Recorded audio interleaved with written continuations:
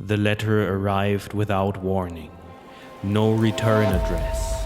Inside were details no newspaper had printed. Descriptions of injuries and descriptions of time. The handwriting was careful. The tone was calm. The writer did not deny responsibility. He explained it. By the time the police understood who had written the letter, the crimes it described were already years old. And for the first time, a case that had existed only as fragments had a single name.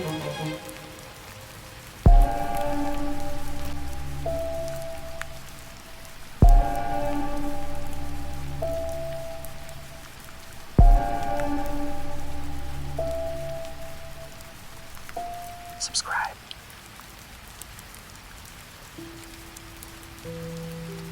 Manhattan, June 1928. The city was in motion as it always was. Crowds moved without pause. Children walked streets alone. 10-year-old Grace Budd lived with her family on West 15th Street. Money was limited. Trust was not unusual. In May, a man knocked on the Budd family's door. He introduced himself as Frank Howard. He said he worked on a farm on Long Island, spoke politely and returned a second time. He explained that his sister was planning a birthday party and asked if Grace would attend. On June 3rd, he came back as promised. Grace left with him willingly. She did not return that evening. Her parents waited before calling police. By the time the officers arrived, the man was gone. Investigators searched nearby streets and questioned neighbors. They had a name that led nowhere. They had no description that stood out. The case stalled quickly. At the time, there was no reason to believe Grace Budd's disappearance was connected to anything else. What police did not yet understand was that Grace Budd was not an isolated case. As early as the 1910s, reports had surfaced across New York, New Jersey, and neighboring states involving children who described violent encounters with an older man. Some children survived assaults and provided statements.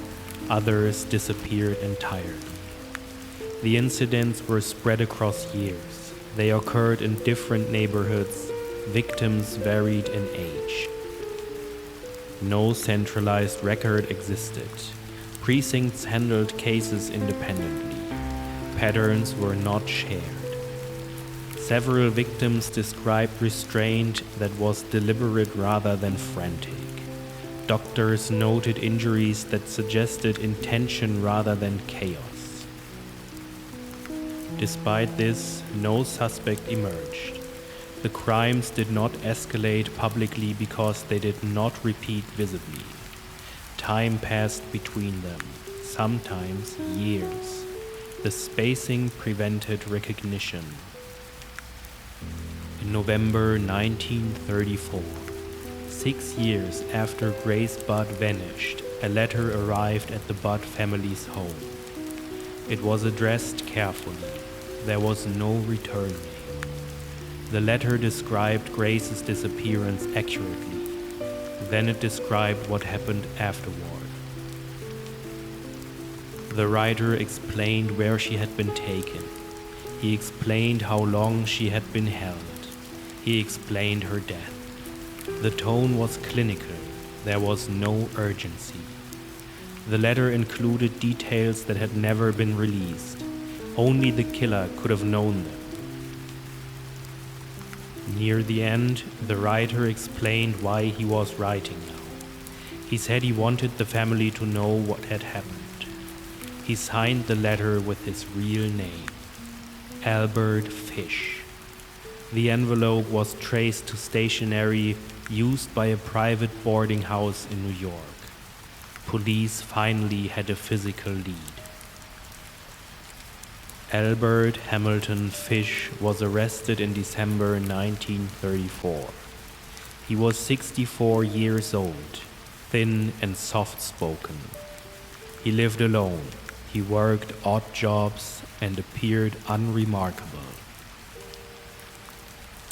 During questioning, Fish immediately acknowledged writing the letter. He confessed to Grace Budd's murder without hesitation.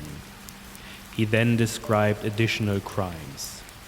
Fish admitted to at least 3 confirmed murders of children. Investigators suspected more. He described assaults involving more than a dozen victims. Some had survived, some had not. Exact numbers were impossible to confirm due to the age of many cases and the lack of records. Fish explained that his urges had existed since childhood. He described being placed in an orphanage after his father's death when he was 5. At the orphanage, physical punishment was routine. Fish described beatings as formative rather than traumatic. He spoke about pain as something meaningful, something that established control.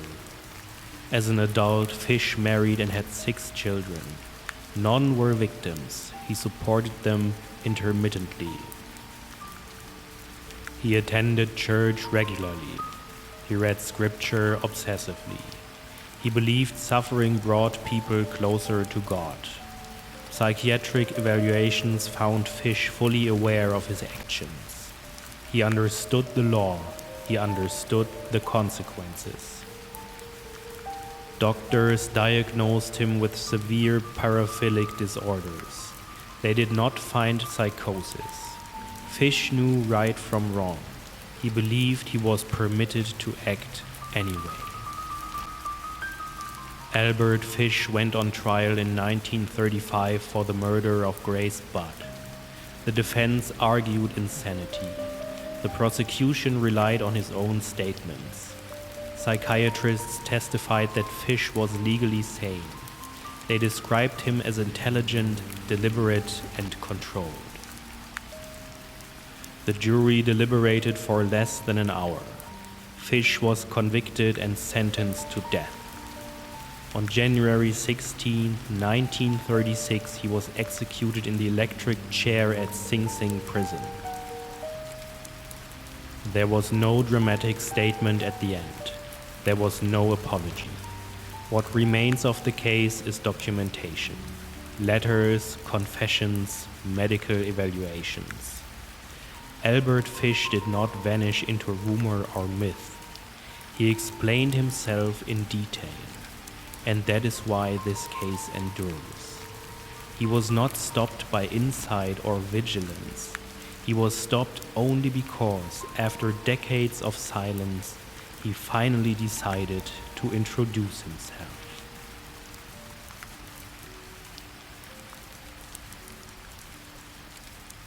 Like and subscribe.